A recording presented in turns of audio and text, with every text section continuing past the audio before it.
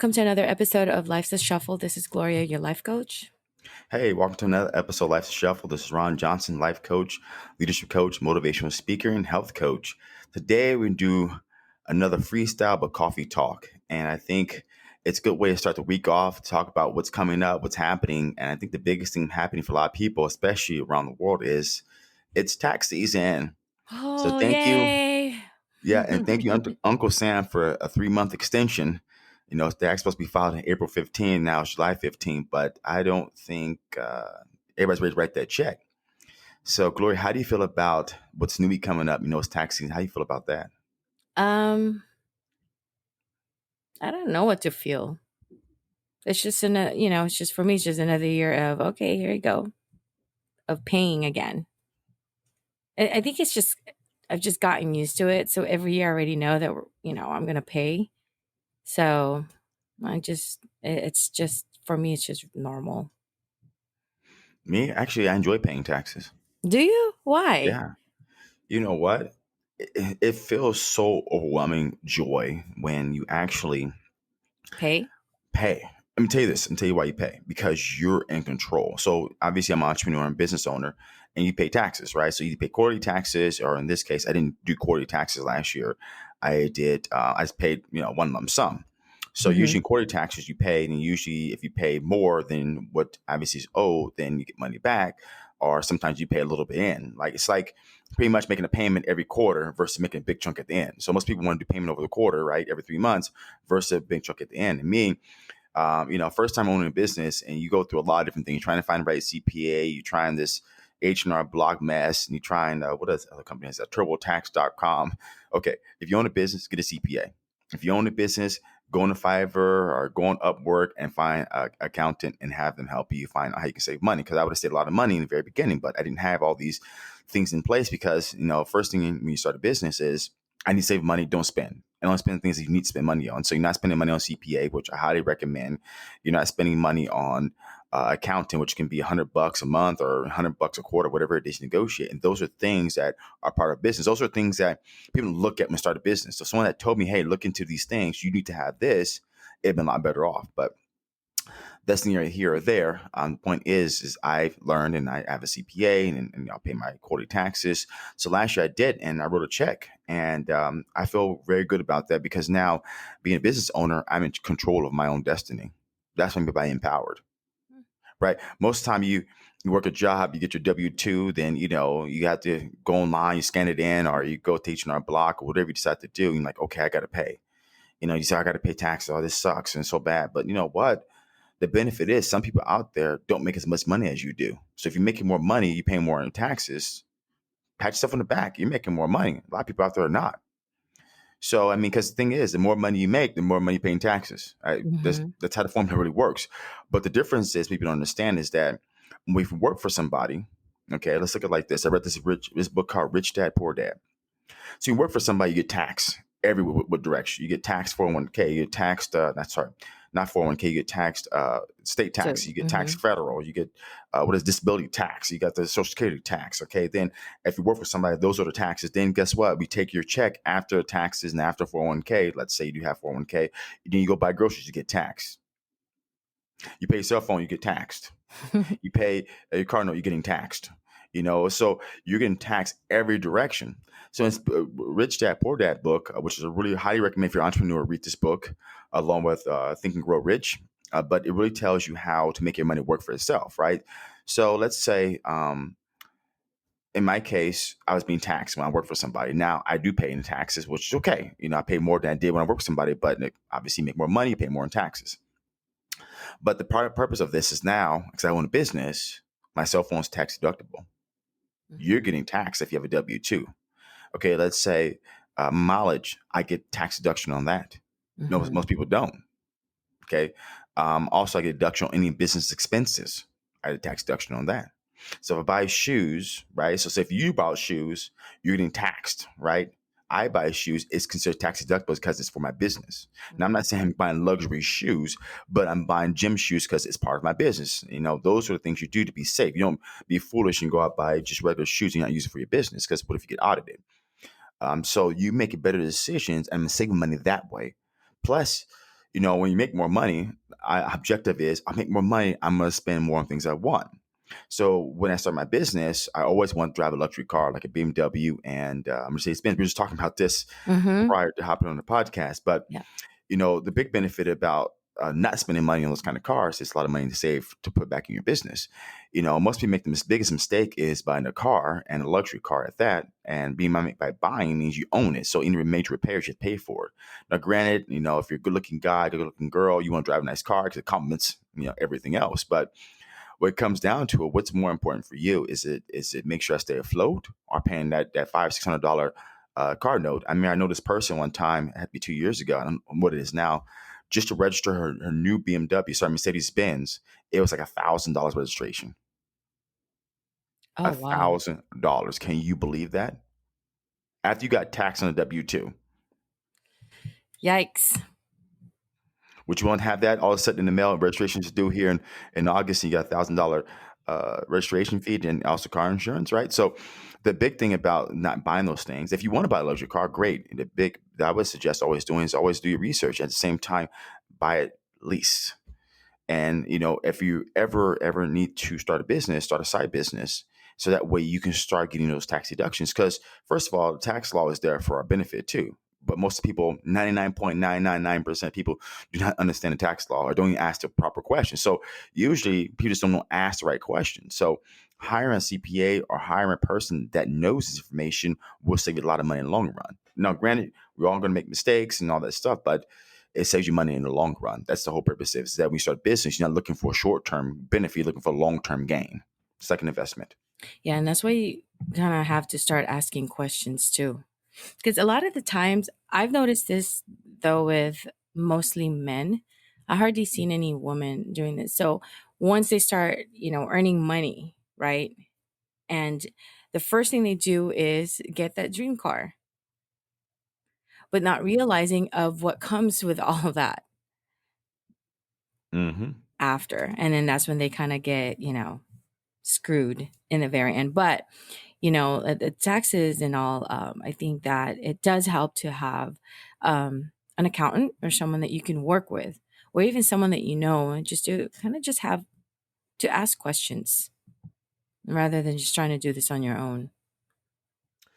The biggest thing I would suggest to any business person that starts out, attend some seminars, and then after you make more money, hire a mentor coach.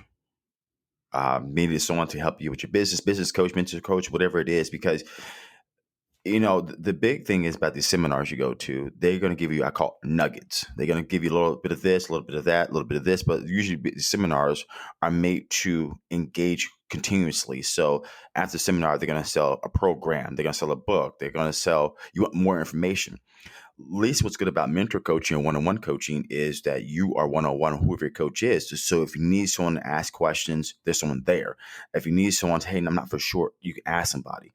And biggest been about mentor coaches. A lot of them have a lot of experience and a lot of knowledge, or know a lot of know-how. So you can ask questions to get what you need to get, or just trying to, because sometimes you ask a CPA question, which happened to me, they can't really answer a certain way because of their fiduciary duty, meaning that if they answer a certain way, they can have lawsuit issues. So you Mm-hmm. don't. So at least with a mentor coach, he doesn't have that fiduciary duty, which is he should be honest to you, but at least give you a direction or reframe it a different way. So, because that's what happened when I'm a CPI asked a specific question, what the question was at this point, but now I had to rephrase the question. And, okay, yeah, you can do that as a deduction. That's what I was talking about. So it's one of those things you just got to be aware of. And when you talk about luxury cars, I mean, don't get me wrong, it's not a mistake buying a luxury car if it makes you feel good. It's a difference. Do you want to feel good short term or feel good long term? Ask if that made your question. That is a question to ask yourself, because a lot of the times you get really excited. You get too excited. Okay, now I can afford this car. I can afford to buy the car that I really want and that I've been wanting. So you don't ask those questions because you're way too excited. You can get it and you go out there and you get it. Those questions doesn't come up till later when you actually run into problems. Correct, because you're all glamorized by new luxury seats, fast car. You look sexy, and here's the things people don't think about, buying a luxury car is not so you can make more money, right? I think a luxury car is that you have got to a certain point in your life where you have thought about it, you have wanted it, you have desired it, and now you have a chance to buy it. Mm-hmm. And it's a dream. It's a dream for a lot of people. Like for me personally, I've just never really been into to luxury cars ever since I was younger. I know that I remember my mom would, she sometimes she would, oh no, she had encouraged me to buy one. I was just never really into it. I don't know why, but I think it's nice. And certain ones are nice, and I'm sure that it does, you know, feel good to own one and to drive one. Oh heck yeah. I love driving one. I love hitting that gas and that BMW and watch it pick up speed. I love having that nice V6 or V8, whatever you have. Hmm. But then I don't like putting that V8 gas, V6 gas in the car. Although I did, you know what? Actually, I drove one time. I remember I had to get my car fixed and I needed a rental car. So I went to the rental car place. Well, it was paid for by the insurance. And then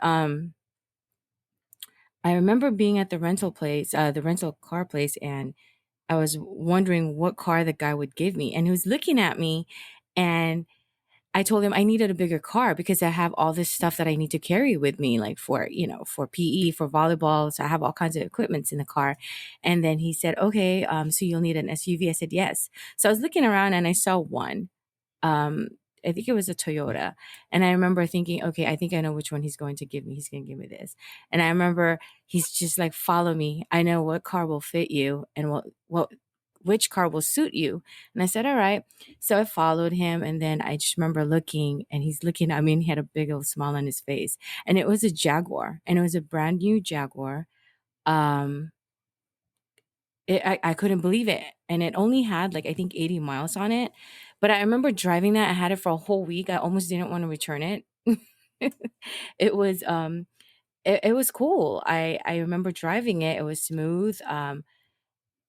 But it was just I get why people would love luxury cars. I know it's the way it runs, everything else that comes with it, but it wasn't for me. I knew I think after a few days I just didn't like it anymore. One for sure was too small. It just didn't have enough room. Hmm. But it was nice. It was nice to drive. And then, and the other thing is the attention that you get, Of course. right? So that's another thing for me is I don't really like to attract a lot of attention because I just want to mind my own business a lot of the times. I'm always on the go. But that one, driving that car attracted a lot of attention, um, from obviously from people that I know, and some people that I don't know would just be looking and staring. Interesting. Hmm. So you must not like a lot of attention then. Not really. I think for me, I'm just always, my mind is always on the go. So I'm always just, it's always set like, I'm ready for business, for work, whatever it is that I'm doing. And I get shy. I do. I get really shy. If someone's looking at me and staring at me because of that, I think the attention they're giving me, it's not because of me. It's maybe because of the car. Then that's different. Now, if it was something about me that they saw that they like, then maybe we'll talk. We'll have a conversation. But if I was given a kind of attention, if I was given an attention because of the car I was driving, I don't really care for that. What? But if you think about it, you don't like attention. It's just a car. So if you got attention, you had no nice car. Would you be okay with that attention? Yeah, that's fine. I'm not saying, that I hate it and I don't like it all the time. Everybody likes attention, right? Um, I think at times I'm okay with it, but for the most part, depending on what it is and what kind of attention it is, I don't really care for it. Or sometimes I'm ignorant. I don't know it and I don't see it. It's kind of funny when you say that. Is when you think about this, do women? hate having the unwanted attention. Because when you think about men, if a guy is driving a car, let's get actually on that subject right now. He drives a car and he's getting a lot of attention, let's say from women. He's Hmm. going to enjoy it. Oh yeah, Would a woman want the same thing? Would she enjoy that attention? some woman would. Would you? Is the question. Would I?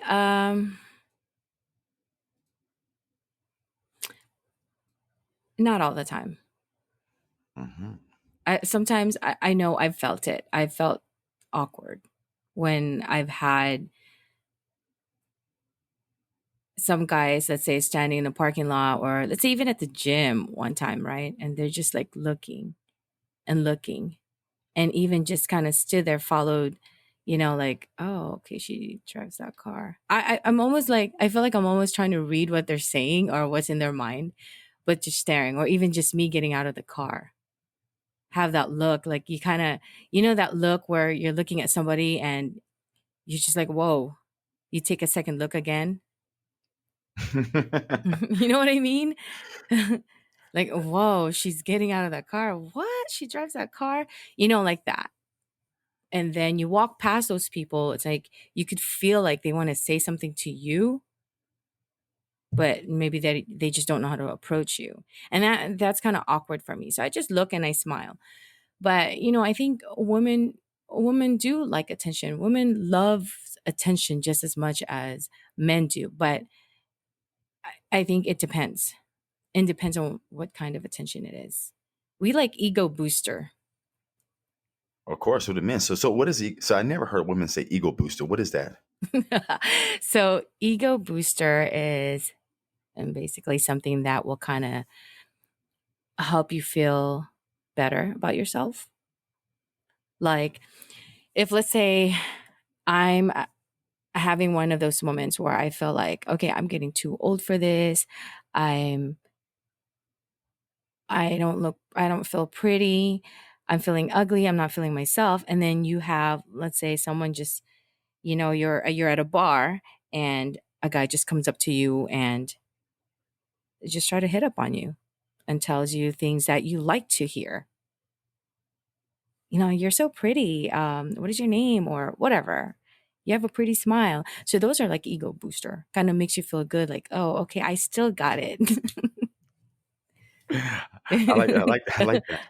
I still got it. So no matter what age you become, you still got it, right? Yeah, So as like, I guess I turned 37 Friday, so it happens to me. I guess I can say I still got it, right? yeah. Why not? So why does it have to be I still got it? Why? Because you got older or you've been out in a while. I mean, if you really think about it, you should have it all the time You because should it's have really it your all own the personal time. confidence. Yes, but then women, it's different with women. As women age, we go through this. It's like a roller coaster for women, especially when you hit a certain age. Sometimes you just don't feel yourself anymore. You don't like the way you look. You don't like the way you feel. You feel like an ugly duckling sometimes, and you hate yourself. And then when you get that type of attention from someone else, that makes you feel good. It makes you feel better. And it makes you feel, and that's what we call an ego booster. That makes you feel like, I still got it. I'm feeling old, but I guess I still do. There's someone out there that thinks I'm pretty. So you try and say men don't go through those kind of things too? I don't know if they do. I don't know either. See, exactly. I don't know either. I'm asking you because you said women go through all these changes. So the older women get, the more they need ego boosting. I feel like sometimes, just from what I've seen with men, the older they got, the more confident they get. I agree upon that. The older I get, the more confident I become. And then women, for some reason, a lot of the women, and this is just based on what I've observed and seen with others, and just maybe other women that I also know out there. Some of them, the older they've gotten, the less confident they have in themselves. But there are those that, you know, feels really good about themselves. But that I know didn't happen just like that. they've probably had also gone through the roller coaster that every woman goes through, and then they wake up one day and says, you know what, I love myself. Interesting. I wonder as women get age and get older, and everybody ages, when women look at their body and do they say, "Oh, I'm 40, I don't know, 48," and they say, "Oh man, God, when I was 38 and 28, my body looked like this." Hmm. Do you want a better body or a stronger mind? A lot of the women from, again, from based on my observations and just the ones that I know, they you always hear about them wanting to have a better body. But you want to know why? Yes, I was going to ask this. Kids, what's up with that? Yeah, so well, either because after having kids, then they always say their body's never the same, right? But I don't think it's necessarily that. I think what I've noticed now it's because of what they see in social media. So social media, celebrities, right? They look at celebrities who are in their late 40s and 50s and they look great. So they look at themselves and say, well, why can't I look like that? I'm in my 40s, I'm in my 50s. Why can't I look that great? So someone's, let's say, 48, and they see a celebrity that's same age, older, has an amazing body, right? Let's say, I think the only person I can think of is J Lo. J Lo's what, Hmm. 50 something, whatever it is, Early 50s, yeah. and she looks pretty good, right? Hmm. So why would a woman compare herself to someone like J Lo? Exactly. That's a good question. Why? Because when I think about things in a different context, is that first of all, J Lo's any star, they get paid to look good. Hmm. So that's just the reality. They have the money, they have the time, they get paid to look good. They look at crap. They don't get the audience, they don't get the followers, they're not going to get the scripts, they're not going to get the things going. So if a woman has another woman, non J Lo, had the same amount of money as J Lo had, would she be doing the same things J Lo's doing to have the same kind of body?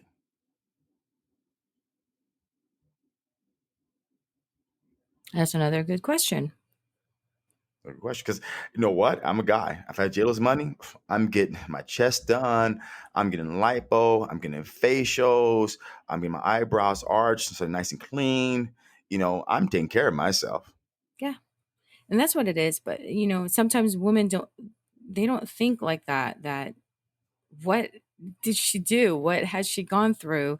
And, it does, everything looks natural. And the way she, says that she works out, and obviously I'm sure she's on a strict diet and she has a personal trainer that works with her all the time.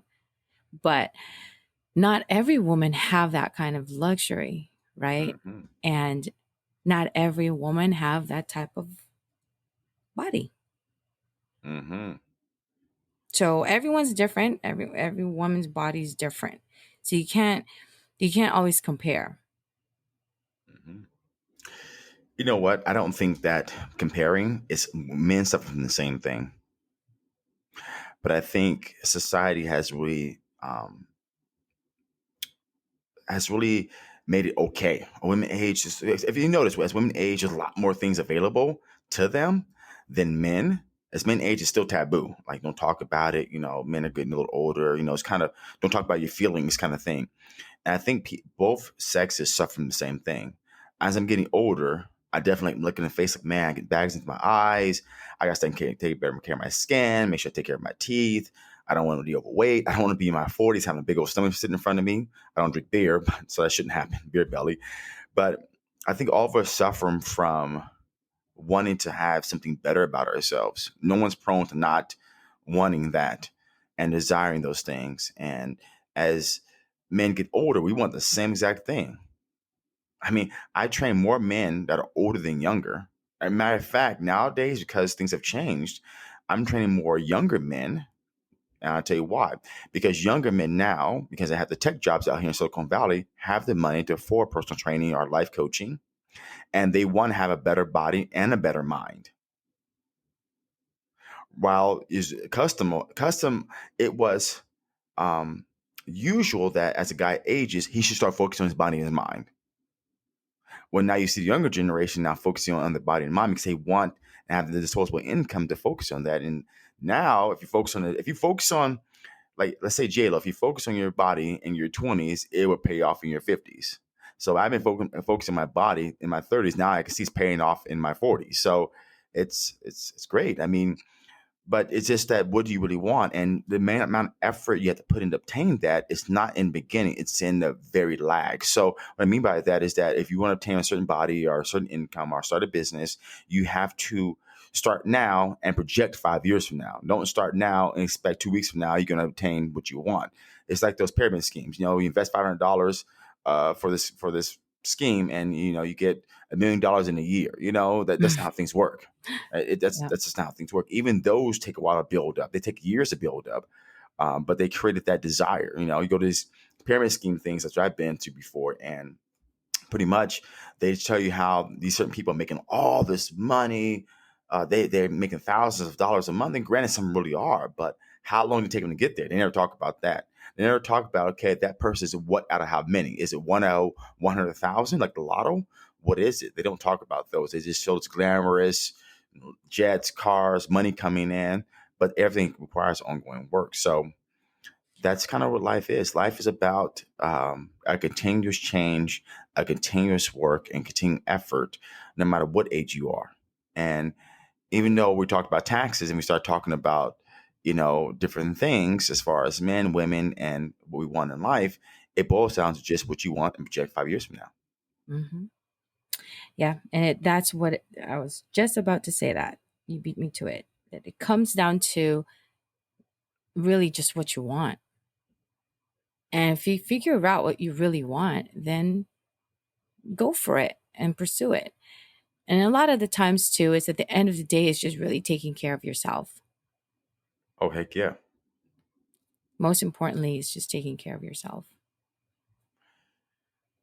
Most important is not only taking care of yourself, but taking care of those around you, faith, and living the best life you can while you're alive. Because once you're dead, you can't live no life at all. And that's what I'll be talking about tomorrow in my live video.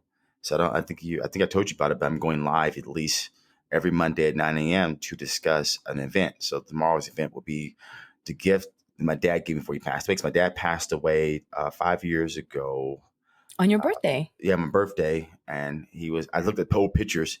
We know we're Jehovah's Witness, so Hmm. we didn't do the kind of casket thing. It's pretty much a funeral. We put a picture there. We talked about him and how we're going to see him, and way Jehovah's Witness calls it's called pretty much after you die, resurrection, and meaning that once the world becomes the end, things be resurrected and changed, so we'll see him again. So that's the kind of the promise that's given there. So yeah, Oh, so can't wait to that's hear it. yeah, so I talk about tomorrow. And one last thing. So, as always, guys, this is Ron Johnson, your life leadership coach and motivational speaker health coach. And I hope every podcast you listen to inspires you in some way. And every podcast, you take a nugget or a special tool to help you in your daily life. Yes. And we'd like to hear from you. So if you have any questions, any feedback, anything that you'd like to share with us, let us know. Again, this is Gloria with Life's a Shuffle and Ron. Again, thank you for listening to another episode. And yeah, that's about it.